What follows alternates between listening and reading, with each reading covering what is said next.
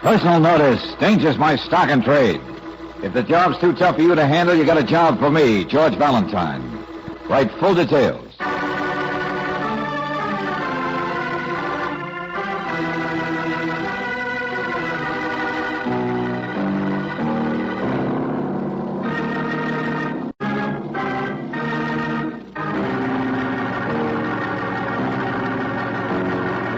Let George do it. And now, tonight's story, The Deadly Pines, another adventure of George Valentine.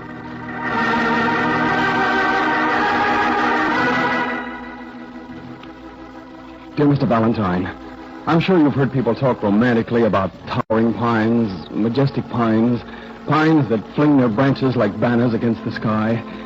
Well, I come from a lumbering family. I love trees, love them, and now I fear them with all my heart. And I'm not the only one. Everybody in this little town of High Timber is afraid. Because in the last few weeks, no less than 4 forest fires have been deliberately set by someone in our midst. So far, we've been able to put them out. But there's always the next time. And the pines all around us, the deadly pines, can become a flaming coffin. I need help, Mr. Valentine, and right away. Sincerely, Dave Heron.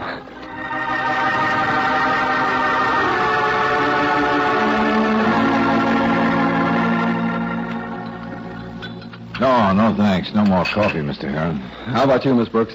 Oh, I think I've had enough, thank you. Okay. Just fill mine up again, will you, Whitey? Yes, Dave. Yes, sure thing. With the whole town having the jitters, I might as well close up this place. High Timber Diner. High Timber Morgue is more like it. Yeah, Whitey, yeah, I know. Now, Mr. Heron, as I'm beginning to get it, you have a personal reason for wanting me to find out who sets those forest fires. I mean, in addition to your concern as a citizen of High Timber. Yeah, the Sheriff Stebbins, doesn't seem to be able to find out anything about these fires, and I can't take any more chances. If the fire crowns in the big timber up there, I'll be ruined. You in particular, Mr. Heron? I mean, more so than the others around here? That's right. The others who have holdings here may have other property, other investments. I don't. I just got out of school of forestry a couple of years ago, took over this place my father left me, and, well, if this thing's destroyed, I'll have nothing. I see. Well, tell me, these fires, how come that they were always gotten under control? Well, that's the crazy part of it, Valentine. Whoever sets these fires first makes sure it's in a place that has a natural fire line, a road, a ledge of rock, maybe. That's been the only thing that saved us. The forest and the trees. Yes, they're jealous of us human beings who come in and take their glory away from them. Yeah, I know. So they fight back. Oh, yes, how they fight back. Whitey, people don't believe in superstitions anymore, and I was a good logger, as good as they come. But the trees got even with me. For no reason anybody could give, a tree crashed on me. Now I can't walk like a man no more. The trees fight back. Oh, this is so much nonsense. Somebody, some man sets those fires. This isn't any spirit of the forest. The trees fight back in many ways. They make lumbermen fight between themselves. Hatred and greed and bitterness. They make pretty good weapons for the trees. Whitey, sort of indirect weapons, huh? But the trees are smart. They've been here a long time before we came here, and they're going to be standing a long time after we're gone. Valentine, please, listen to me. These fires are senseless. First, picking the spots with the natural fire lines. And second, they've taken place in the holdings of different people around here. Mine, C.J. Murdoch's, Frank Redmond's, the sheriff's. The sheriff is a lumberman, too? Sure, this is a small town. Stebbins is sheriff because there was nobody running against him. The sheriff won't be able to do anything against the trees. When was the last fire, Mr. Heron? How long ago? 4 days ago in the Murdoch holdings. Well, maybe that was the last of them. Since there was no reason for these fires, maybe they'll stop just as suddenly as they started. Gee, I'd sure like to share your optimism, Miss Brooks, but I don't think I can. No. The fires won't stop. Well, Heron, I don't know how much use I can be, but might as well begin to look around.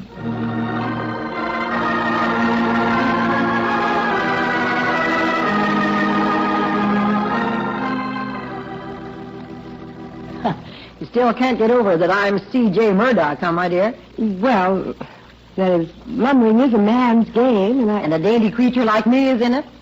Well, I can boss a crew of loggers and can swing an axe right alongside the best of them. That I don't doubt. Well, it is a tough game, and I don't ask for any favors because I'm the only woman in it, but About those fires. Yes? I'm just as scared of them as our young friend, Dave Heron.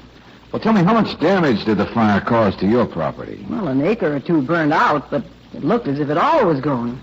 We only have a volunteer fire department. We all work like dogs to try and stop the fire from spreading. Uh-huh. Now, you're a practical, realistic woman, Mrs. Murdoch. Miss Murdoch. Oh. Well, anyway, there must be a good, solid reason for these fires. And I'd like you to think back and see if you can give us any sort of lead. Well, have you had any trouble with the other lumber owners? No. Oh, we did have some trouble with Stan a couple of weeks ago. Stan? Stan Kibrick. Big blonde giant of a man. One of the best toppers you'll find anywhere. But a troublemaker. Especially when he gets a couple of drinks in him. I fired him. Oh, now, that sounds interesting. Stan still around High Timber? Yeah. He's not working for anybody as far as I can see. Well, isn't it kind of unusual? If he's as good as he is? Well, Frank Redmond had him for a while, but had a fight with him. So did Dave Heron. I guess Stan's just no good for here. Uh-huh. Well, thanks a lot, Miss Murdoch. At least it's a beginning.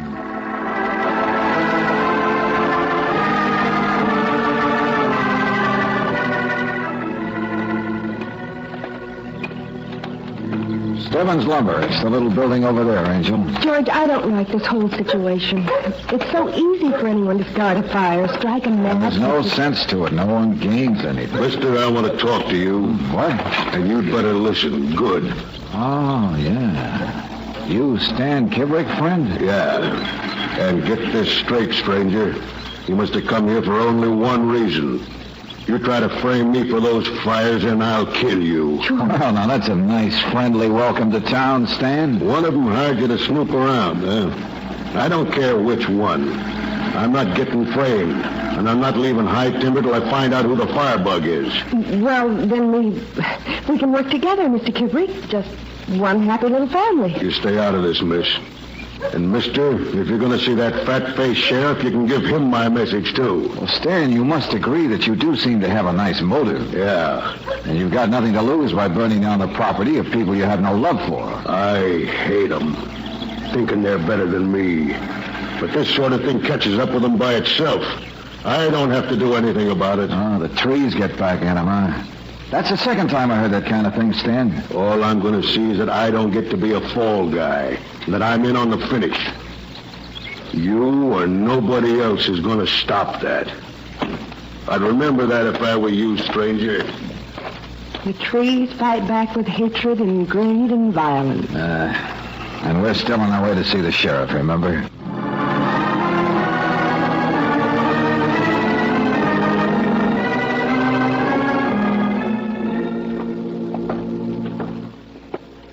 Here's Stebbins' place, Brooksy. Don't you call me a pirate, Redmond? Pirate!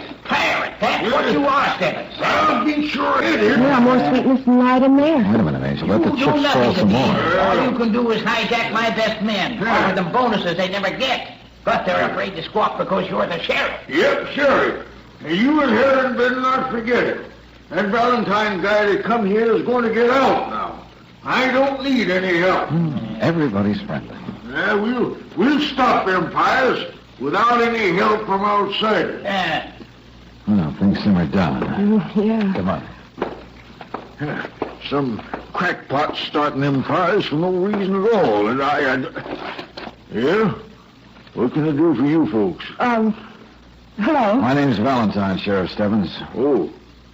Now look here, Valentine. You don't need any meddlers here in High Timber. What? Well, the door was open and you weren't exactly whispering. Oh, well, that's the way it's going to be. Now, we don't need any help Young here. man, Here. I'll give you my personal check for $500 if you catch the firebug before I'm forced to sell out. Now, look here, Redmond. I told you... Oh, no. What's that? What's that bell? Another fire. Sheriff! Redmond, fire! The biggest fire so far! Hurry up! Hurry up!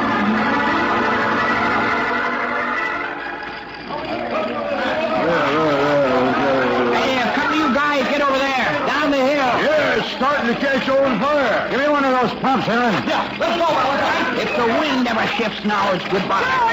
George, I was looking for Oh, see, I thought I told you to stay away from here. I'm here with Terry. Every man's up to his neck, so we're going to turn the cars around. Then we won't get caught if we have to make a run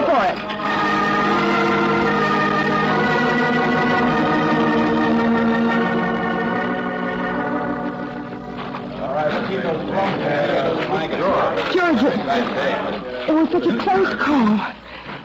It was so close. Yeah, Brooksy. But it's under control now. Carl almost had us licked. Even though that rock slide over there made a darn good fire line.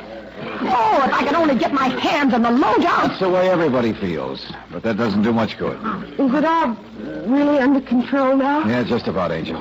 The men are just spreading around to keep watch a while, just in case the fire should break out again anywhere. The deadly pines. What do you mean by that? No, the dead pines. Just a little while ago they were alive, and now... Here, folks, I've brought some coffee for you. Good hot coffee. Oh, you're a beautiful sight, Whitey. Real beautiful. Not much more a crippled ex-lumberjack can do, is there? Here you are, young lady. Oh, thanks. This is the sheriff's property, ain't it? That's the second time for the sheriff. That's right, Whitey. Yes, a big man. Stebbins is so sure he's a big man. Important. Yes, but the trees are bigger. And after a while, new trees will grow here with green leaves. And the leaves will rustle. And it'll sound like the trees laughing at us. Whitey, stop it. Nobody will ever find out who's setting them fires. And maybe nobody will ever stop them. Cut it out with you, Whitey. I'm a big boy now, and I don't believe in wood spirits or goblins or deadly pines. And still, here we are.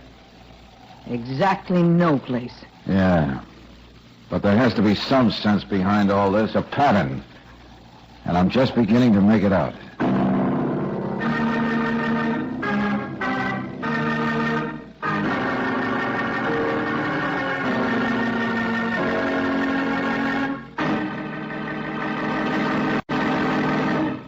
In just a moment, we'll return to tonight's adventure of George Valentine. You come to the small lumbering community of High Timber because there have been a number of senseless, horrible forest fires. You find the town seething with all sorts of violent emotions, and you quickly get together a substantial list of suspects, ranging from a bitter, crippled ex-logger to a sheriff who refuses your help as if it were poison. Yes, many, many things happen in a short time. But even if your name is George Valentine, you're nowhere near any solution when the latest fire has finally burned itself out and you're ready to go back to town. Oh, Valentine, may I see you a minute? Them others still have to get all the equipment back in the car. Yeah, Sheriff, what is it? Well, I hope you didn't misunderstand what I said to you back in the office. Misunderstand? Why, Sheriff, how could I? Well, I mean, I was upset. Everybody riled me about these fires, and in front of Redmond, well, anyway, I want you to go ahead and see if you can find out anything about this firebug. I'll give you all the help I can. Hey, this change of heart, Sheriff. It isn't due to the fact that this fire is on your holdings, that it was only a toss-up whether we'd ever get it under control? Well, of course, that's part of it, of course. But it's also that this is a case I don't think I can ever solve. How do you go about looking for anybody? Nothing to start on, nothing to go on. Well, I'll probably have to sell out. Sheriff, I've got to see you. What? Oh, look, Kimbrick. I'm busy right now. But you don't understand. I've been looking for you. I was way down the other side, fighting the fire. Just got through. Okay, big boy, take it easy, will you? Oh, Valentine, I'm glad to see you're here. Maybe you can help. Well, how things have changed, not you, too. I was out here earlier this afternoon. On my property? Why? I told you, Valentine, I was going to find out who set the fire. Yeah? Well, just before I noticed the fire broke out, somebody took a shot at me with a rifle. What's that? Yeah, I couldn't see who it was, but I guess he must have thought that I saw him and wasn't taking any chances. I tried to chase him, but then the fire You know started. exactly where you were when you were shot at? Not exactly, but pretty much. What's on your mind, Valentine? It's getting dark, but it's worth a chance while we still have all these people here. It'd be very interesting if we found that empty cartridge.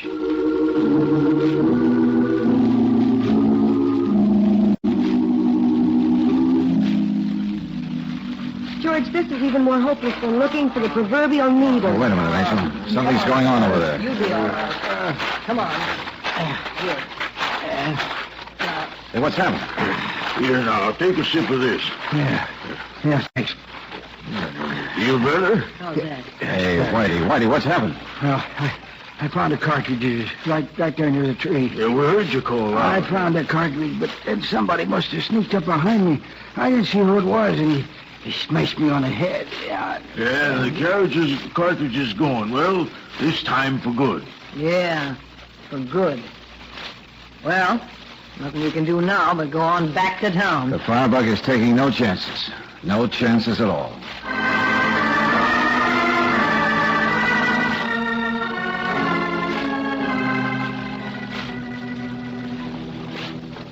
George, there was a note left for you here at the hotel. Oh, that's right home. Well, the clerk doesn't know, so somebody must have watched him, and when he went in the back, left it right there near the cash register. Here it is. Let's see.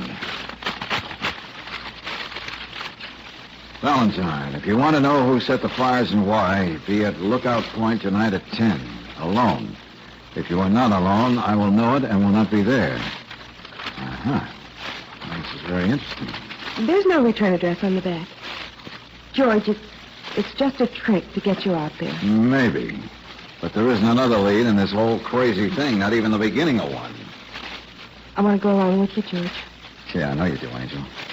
And you know that's why I could never let you. Oh, darling. Now, come on. I got to make some inquiries about the location of Lookout Point.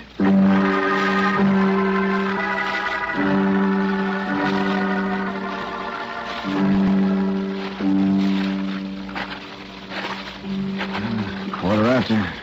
Punctuality is certainly not one of our friend's virtues. Unless somebody found out about that note and made sure he'd never talk to you. Huh? Hey, who's that? What?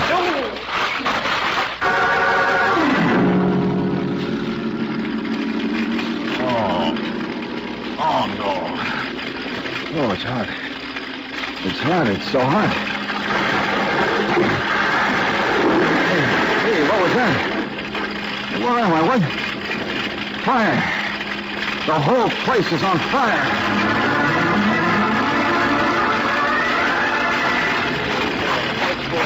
Oh, now, which way? There's got to be some way out.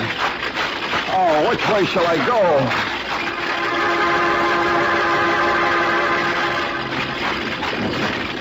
That's it. Come on, Valentine. Don't lose your head.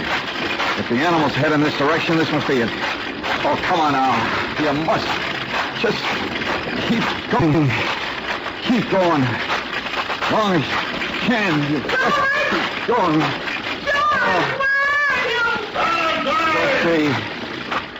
Roxy! Bruce.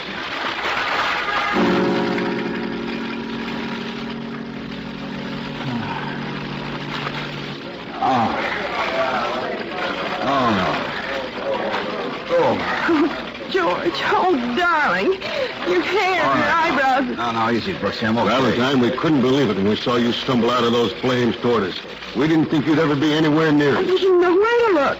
That was a close one, all right. Now, looks like this fire was checked, too. Yeah, but it took every bit of luck all of us had.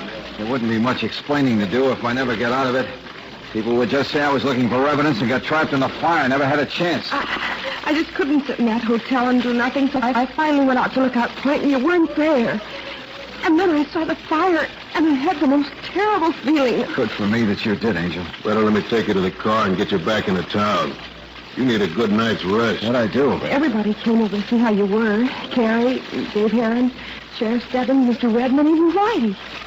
They were also worried about you. Oh, yeah, sure. Everybody in High Timber is worried about me. Especially the one who paid me that courtesy visit on Lookout Point. But tomorrow morning will be time enough to go into that.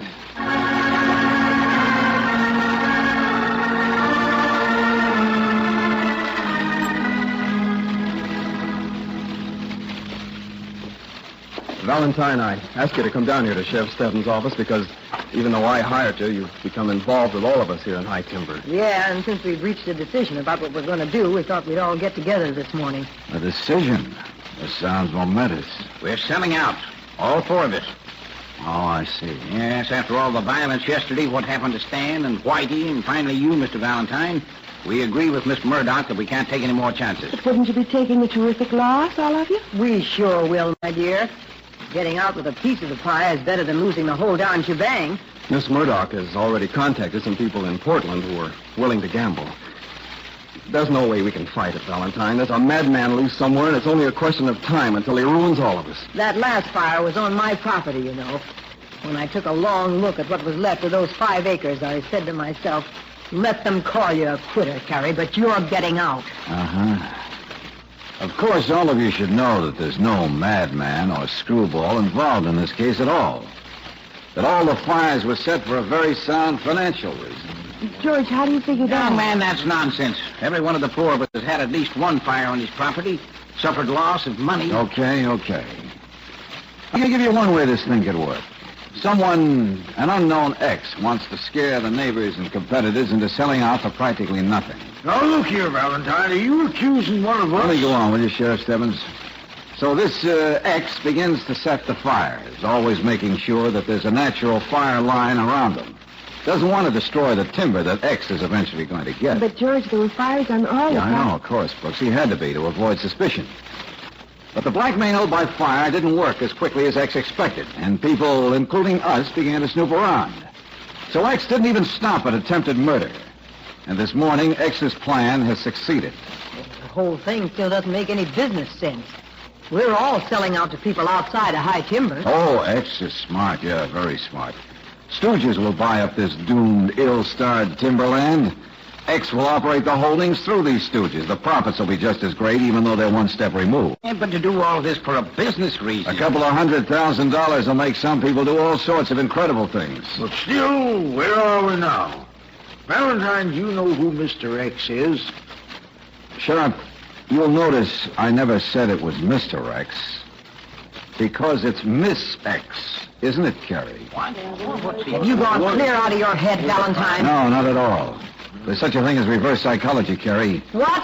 And that's what made me think of you in the first place. Dave Herron, Sheriff Stebbins, Frank Redmond, all of them talked about the possibility of having to sell out if the fires continued. They were sore and they yelled real loud. But they did the natural thing and talked about the practical matter of selling out. Yeah, we did. But so what? You never did, Carrie. The only woman in the crowd, the only woman in a tough, rough, all-man game, and you never talked of selling out. Not until now. Not until you've won. Why, You didn't talk about it because that was your real plan. And you were conscious of it. And were so careful to stay away from the subject. Just talk. Talk. What proof have you got? The only woman in a man's game. It double-crossed you, Carrie. That note which was left for me at the hotel. You can never tell who wrote it. How do you know that, Miss Murdoch? Well, it just stands to reason. Don't that's squirm, all. Carrie. When you got through printing the note so carefully, you licked the envelope to seal it. And you didn't even stop to think that it would have some lipstick on the back flap. I didn't. I couldn't The have. notes and the envelope are in my hotel room, Carrie. Any good police laboratory can prove it was your lipstick. All right. I did it. I'd have gotten away with it, The too. only woman. She's all yours, Sheriff.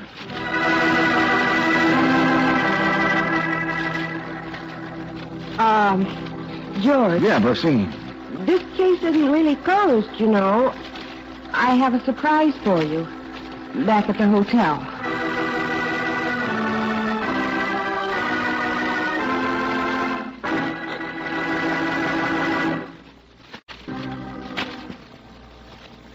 Yeah, the note is here, but the envelope is gone. That's the surprise. Well, no, wait a I minute. didn't think the envelope had any importance, so when I got through chewing a piece of gum this morning, I put it in that and threw it away. Oh, no.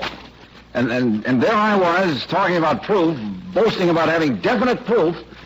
Oh, it's lucky Carrie I confessed. told you I had a surprise. Yeah, a miracle of understatement. And you know, George, there's a lot of truth to this business of reverse psychology. Uh-huh. Staying away from the subject which is really very much in your mind. I often wondered why you stay away from ever mentioning our future. Now I know. You have wonderful, deep-seated plans, and you're afraid of letting them slip. Oh, darling.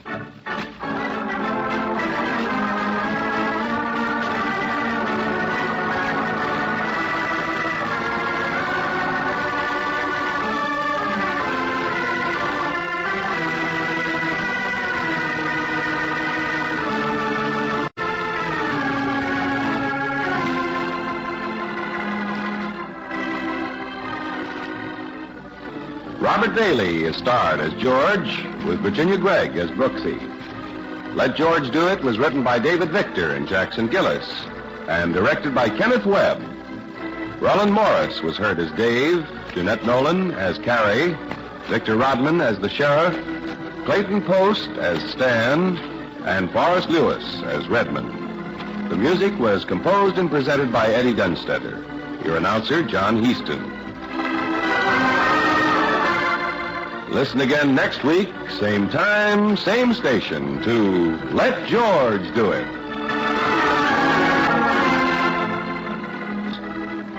This is the Mutual Don Lee Broadcasting System.